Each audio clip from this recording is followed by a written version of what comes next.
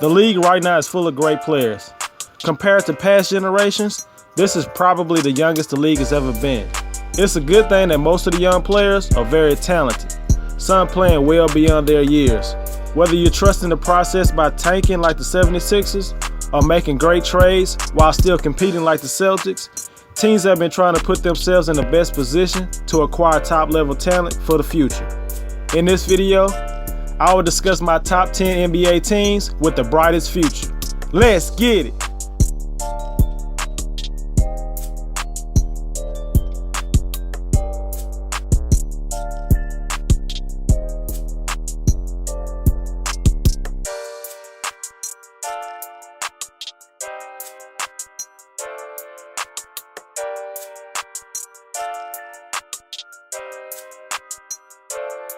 Starting off at number 10, the Denver Nuggets. Fresh off of signing a max contract, Nikola Jokic is the #1 reason for optimism for the Nuggets fans. Jokic is developing into one of the best productive big men in the league and led the team to 46 wins last season. The former second-round pick isn't the only talented and young player on this team. Starting with the point guard from Kentucky, Jamal Murray started off slow in his rookie year, but ever since then, he's been an offensive machine. That may be all he can do at this point, but he can get buckets in bunches. And at just 21 years old, he can only become a more dangerous offensive player. The Nuggets starting point guard and center may not be able to play any defense at this point, but they can score. Gary Harris and Trey Lyles are good players who can contribute on a playoff run, but a player by the name of Michael Porter will determine how bright of a future the Denver Nuggets could have. There was a report that he had another surgery on his back last week. Having him sit out the entire season would be the best option in my opinion. If he could be the player he was destined to be without any limitations from his back injury, the Nuggets could be one of the most talented teams in the near future. Or they could be a team whose potential is no higher than the 5th seed in the West. At 9, the Milwaukee Bucks. It seemed just a while ago the Bucks were one of the teams to look out for in the future. And a couple of years have passed with disappointments in the first round, and add to the fact that they gave up on a player that was supposed to be a part of a dynamic duo in Jabari Parker, and the future isn't as bright as it was just a couple of years ago. Giannis is definitely the reason why the Bucks are in the top 10. From where he got started in the league with his raw skills, nobody has turned themselves into a star faster than Giannis Antetokounmpo. Most of the time you can point to certain players like LeBron and KD and easily predict they will be superstars in the league one day. But with players like Steph Curry and Giannis, you never thought they would be in a conversation in the top 10 or top 5 players in the league at any point of their careers. Thon Maker has had his moments where he could be possibly the second or third best player on the team, but he's been inconsistent to the point where John Henson was a starter at center for much of last season. Chris Middleton is a player who's really stepped up in Jabari's absence and has become a reliable second option for Giannis. Now Middleton is the clear-cut second best player. He doesn't have to worry about changing or adjusting his game from here on out. Malcolm Brogdon will be a solid pro for years to come. He's not somebody who is explosive or can take over a game offensively, but his value as an all-around player is needed. Dante DiVincenzo can be a spark plug off the bench when the Bucks get in those scoring droughts, which leads to a lot of comebacks from the opposing teams. At number 8, the Utah Jazz. Not only was Donovan Mitchell's play unexpected last year, but so was the Utah Jazz. With the Defensive Player of the Year in the lineup, the Jazz can compete with any team in the league. Nobody thought that this team could bounce back the way they did last season. Rudy Gobert's value to this team is so important, and the 26-year-old took on the leadership role once Gordon Hayward decided to sign with the Boston Celtics last summer. Donovan Mitchell played like a 10-year vet in his rookie year. This guy literally took over games down the stretch and proved he's one of the best young players in the league. Regardless if he was awarded the Rookie of the Year or not, he will be a force to be reckoned with for years to come. The Jazz drafted Grayson Allen with their first pick this year, and he could bring a scoring punch off the bench, which the Jazz need desperately. He's a fiery competitor that fits right in with the Utah Jazz identity.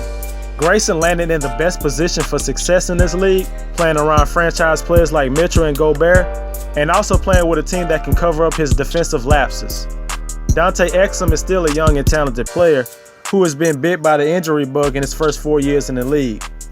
Utah decided not to give up on the former 5th overall pick. Exum came back from a shoulder injury and played solid down the stretch with his playmaking and defense. This guy's still only 22 years old, and maybe he can finally stay healthy and help the Jazz become one of the best teams in the West for years to come. They are already a good team right now, but with the youth of Mitchell and Gobert, they can be even more dangerous in the future. At number 7, the New York Knicks. The Unicorn is a franchise player. He's the best player the Knicks have drafted in a long time. But as Kristaps Porzingis continues to recover from his ACL injury, there are 2 draft picks from this year that has really put a lot of optimism for the Knicks' future. The 9th pick, Kevin Knox, and the 36th pick, Mitchell Robinson. It's just summer league, but you only need to see a couple of flashes to figure what a player can potentially become. Kevin Knox is more of a finisher than an offensive initiator, which is not a problem when you have a player like Kristaps Porzingis already on the team. Knox has a long and quick first step, which allows him to get in the lane, and he has the size and athleticism to finish in traffic like the Greek Freak. He has shown he can knock down the 3 ball, but needs to be more consistent. I bet the Knicks fans that booed him at the draft are happy the Knicks selected him over Michael Porter. Mitchell Robinson could have been a lottery pick if he stayed at Western Kentucky and played a full season. Instead, the Knicks benefited from him not playing and selected him in the 2nd round. Robinson looks like the second coming of Clint Capella, who is currently looking for a $100 million contract from the Rockets. Robinson has shown to be a rim protector in Summer League and recorded 6 blocks in 1 game this summer. His offense is mainly finding open spaces for drop-off passes and finishing alley-hoops. He doesn't have to be a low-post offensive presence to be effective. Frank Ntilikina will most likely not be an all-star level player, but he still can be a key contributor for the Knicks, especially on defense. Mario Hezonja has been a disappointment so far in his short career, but he showed moments where he could be a solid mid-level player in the NBA. Change of scenery could unlock some potential for Hezonja, who could find a home with the New York Knicks long-term if he performs well this season. Coming in at number 6, the Chicago Bulls. Instead of dealing with Jimmy Butler's impending free agency, the Bulls finally decided to trade him last summer, which jump-started a rebuild, and ever since then, the Bulls front office have been making all the right moves. The best thing they got from the Butler trade was a 7th overall pick, Lauri Markkanen. He was one of the best rookies last year and showed his great skill level and fluidity for a 7-footer, which has given great hope for the Bulls franchise and its fans. I believe Markkanen is just as talented as Kristaps Porzingis. He is somebody who can give you 20 and 10 for the entire season. Getting Markkanen for Butler would have been enough, but they also got the 2 young studs from Minnesota in Chris Dunn and Zach LaVine. LaVine came back from his ACL injury and showed the burst and athleticism that he had before the injury. He didn't shoot a great percentage from the field, but that could have been because of him being out so long and trying to find his rhythm. The Bulls made the right move in bringing him back for the next 4 years. Chris Dunn bounced back from his rookie year and displayed solid production and showed he can be a legit starting point guard in the league. This summer, the Bulls made some more great moves in the draft and maybe in free agency. They drafted the big man out of Duke, Wendell Carter, who played in Summer League like the best player in the draft. Marvin Bagley's reclassification benefits the Bulls because Bagley got all the publicity and rave and was looked at as the best prospect on the team in college. And the Bulls got lucky and capitalized on the opportunity to potentially have a top 3 player in the draft. Chandler Hutchison played good in Summer League and will be another asset for the Bulls.